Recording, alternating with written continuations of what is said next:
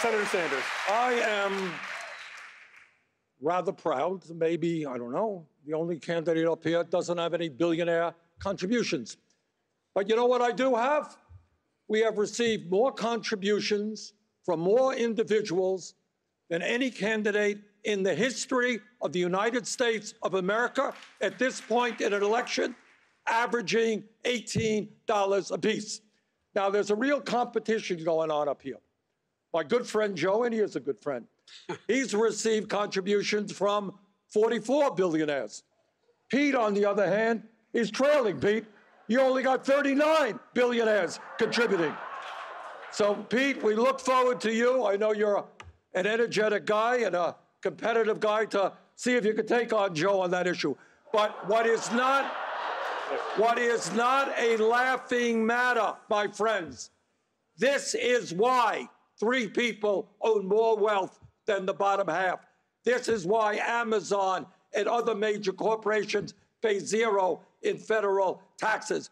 We need to get money out of politics. We should run our campaigns on that basis. Money in politics is one of, if not the biggest issue that we face in America today. It enables the wealthy to buy politicians and elections, and unfortunately, they do. A lot. They buy both Republicans and Democrats. This is not a partisan issue. In fact, seemingly almost all of our politicians in Washington are bought.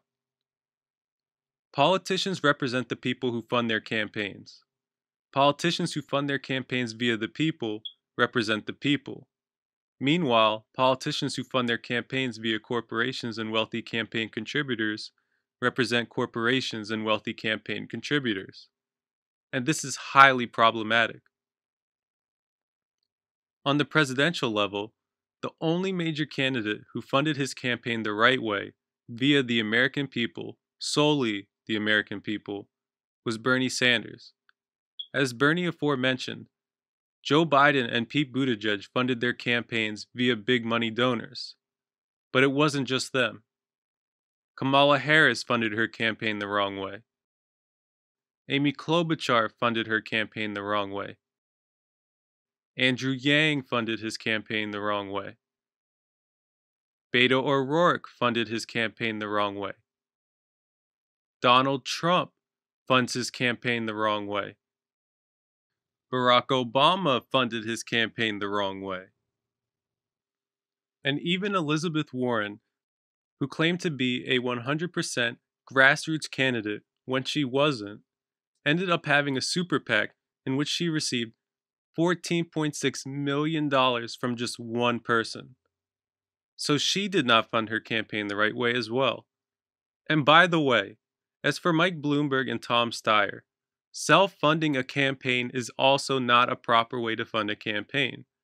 For instance, in the case of Mike Bloomberg, his campaign was funded 100% by big money because he funded his campaign entirely by himself. That is the complete opposite approach that our politicians need to have. Remember, politicians represent the people who fund their campaigns.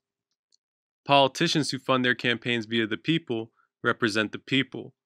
Meanwhile, politicians who fund their campaigns via the wealthy represent the wealthy. In fact, we learned from a Princeton study testing theories of American politics that the desires of average Americans have virtually no impact on whether or not a policy is enacted. Meanwhile, we learned that the desires of the wealthy do have a direct impact on whether or not a policy is enacted. To exemplify, according to the study, ideally, if 0% of people wanted a policy to be enacted, it'd have a 0% chance of getting enacted. If 40% wanted a policy to be enacted, it'd have a 40% chance of being enacted, and so on and so on. So the resulting line, when charted out, ideally would move in an upward right direction. But the line of the average Americans does not do that. In fact, the line hardly deviates at all.